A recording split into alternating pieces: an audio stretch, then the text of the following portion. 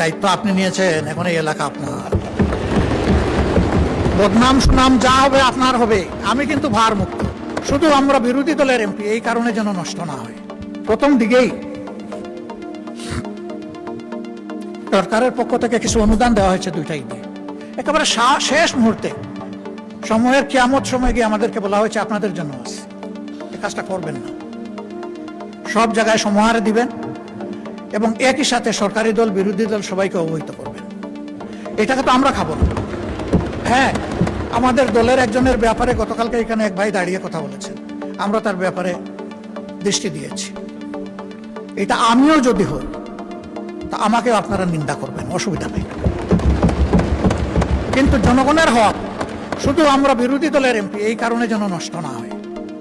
প্রসঙ্গত বলতে চাই, প্রথম অধিবেশনের শেষ বক্তব্যে মাননীয় প্রধানমন্ত্রীর আগে আমি একটু কথা বলার সুযোগ পেয়েছিলাম। যে এলাকার মানুষ আমাকে নির্বাচিত করে এখানে পাঠিয়েছে, মিরপুর কাফরুলের ঢাকা 15 আসনের মানুষ, তাদের কিছু সুখ দুঃখের কথা বলেছিলাম। মাননীয় প্রধানমন্ত্রী সদয় হয়ে আমাকে তার বক্তব্যে বলেছিলেন যে আপনার ওই বিষয়গুলো আমাকে আপনি দিয়ে সহযোগিতা করুন, তথ্য দিয়ে। আমি 4 দিনের মাথায় সেটা তার দপ্তর এবং সংশ্লিষ্ট দপ্তরগুলোতে পৌঁছেছি। এরপরে আবার কিছুদিন আগে একটা সফট রিমাইন্ডার দিয়েছি। হয়তো অনেক কাজের ভিড়ে চাপে তিনি এই দিকে খেয়াল দিতে পারেননি, কিন্তু আমি যে একটা ভুল করে ফেলেছি, আপনার এই আশ্বাসের পরে আমি যে এলাকার জনগণকে বলেছি যে মাননীয় প্রধানমন্ত্রী এটার দায়িত্ব নিয়েছেন, আপনারা আশ্বস্ত থাকুন।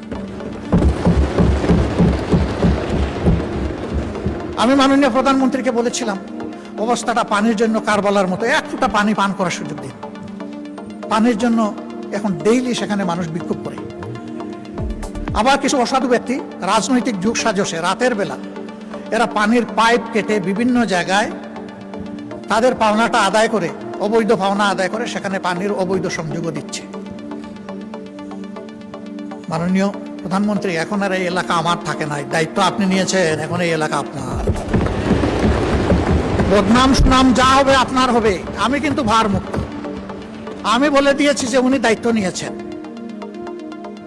এখন আপনি কি করবেন সেটা আপনার ব্যাপার। আমি শুধু স্মরণ করাই দিলাম, এই একটি এলাকায় যদি প্রধানমন্ত্রীর কাছ থেকে বিরোধী দলের একজন ক্ষুদ্র সদস্য হিসাবে আমি ইনসাফ না পেয়ে থাকি, তাহলে সারা বাংলাদেশে বিরোধী দলের সদস্যরা কি পাচ্ছেন সেটা তো আমার আশা। তবে ধন্যবাদ জানাই মাননীয় স্থানীয় সরকার মন্ত্রীকে, তিনি সর্বশেষ একটা চিঠি এটাও কিয়ামতের আগে দিয়েছেন যে সকলের জন্য সমান, এই আপনাদের এলাকার অ্যালটমেন্ট।